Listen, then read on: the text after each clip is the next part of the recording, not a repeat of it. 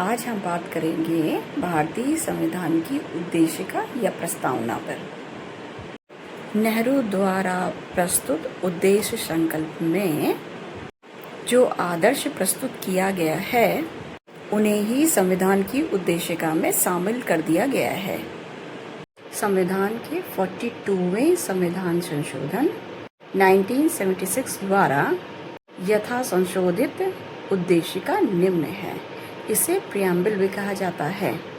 हम भारत के लोग भारत को संपूर्ण प्रभुत्व संपन्न समाजवादी पंथनिरपेक्ष लोकतंत्रात्मक गणराज्य बनाने के लिए तथा उनके समस्त नागरिकों को सामाजिक आर्थिक राजनीतिक न्याय विचार अभिव्यक्ति विश्वास धर्म तथा उपासना की स्वतंत्रता प्रतिष्ठा तथा अवसर की समानता प्राप्त करने के लिए तथा उन सब में व्यक्ति की गरिमा तथा राष्ट्र की एकता तथा अखंडता सुनिश्चित करने वाली बंधुता बढ़ाने के लिए दृढ़ संकल्प होकर अपनी इस संविधान सभा में आज तारीख 26 नवंबर 1949 ईस्वी को एतद द्वारा इस संविधान को अंगीकृत तथा अधिनियमित और आत्मर्पित करते हैं।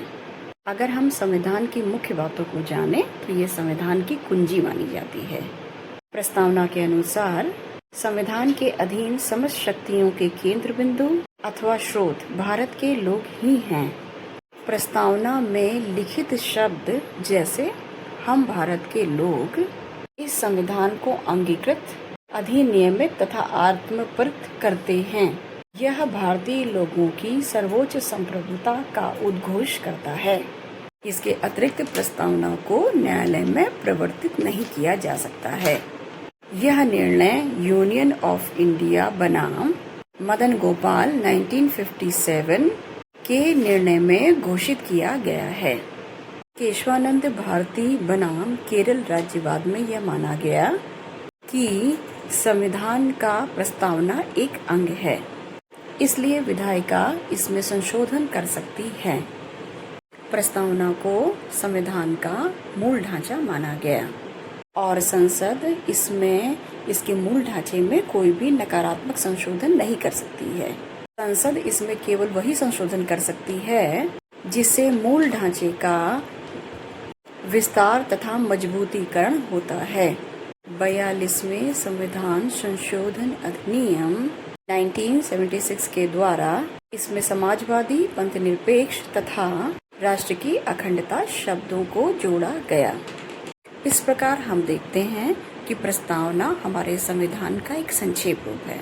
प्रस्तावना को अच्छी तरीके से पढ़ के गहरी तरीके से हम ये ज्ञान प्राप्त कर लेते हैं कि संविधान में किन किन चीज़ों का उल्लेख किया गया है और हमारे भारतीय संविधान में किन बातों के बारे में जोर दिया गया है और संविधान के अंग के रूप में माना गया है।